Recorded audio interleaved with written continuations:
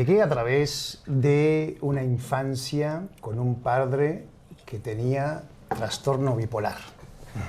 Es decir, desde muy pequeño yo tuve que observar de una forma muy cercana la fragilidad de la mente humana. Porque muchas veces yo no sabía en mi casa si un día iba a terminar con un abrazo o con el caos total.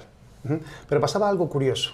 Pasaba algo muy curioso allí, Jorge, que es a veces mi padre, cuando estaba en este estado de despersonalización, por así decirlo, acudía a mi cuarto de noche, de madrugada, encendía la luz y me llevaba al comedor de casa. Y en ese momento mi padre comenzaba a contarme historias, pero eran las 3 o 4 de la mañana, ¿sabes?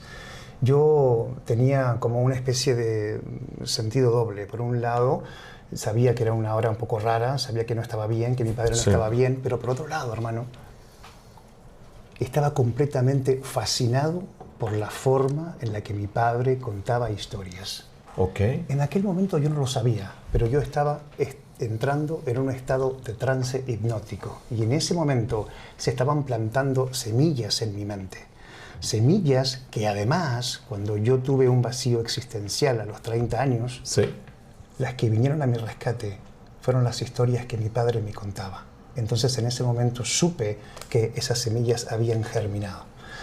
Entonces de alguna manera comencé en esto desde muy pequeño, pero no lo sabía. ¿No eras consciente? No era consciente de ello, efectivamente. ¿Qué historias te contaba tu papá, por ejemplo?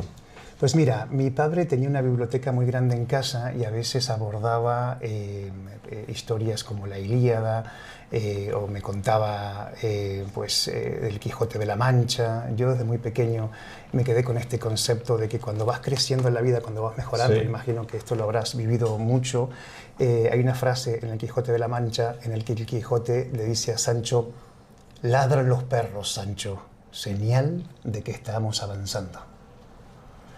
Y cosas como esa, o cosas como mi padre me decía una frase de Shakespeare que dice: hijo mío, el mundo es un gran teatro, sal y actúa, haz tu mejor papel.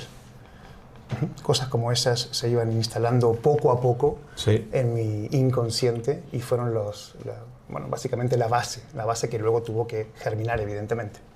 ¿Qué te pasó a los 30 años? ¿Qué dices que se generó esa catarsis? A los 30 años tuve una crisis existencial. El vacío existencial es una etapa donde uno tiene apatía, tiene desgano, puede derivar en 3 estados. Fíjate, uno puede darse cuenta de que está en un vacío existencial, que por cierto, Jorge, el vacío existencial, según la propia metodología de Viktor Frankl, que también he estudiado,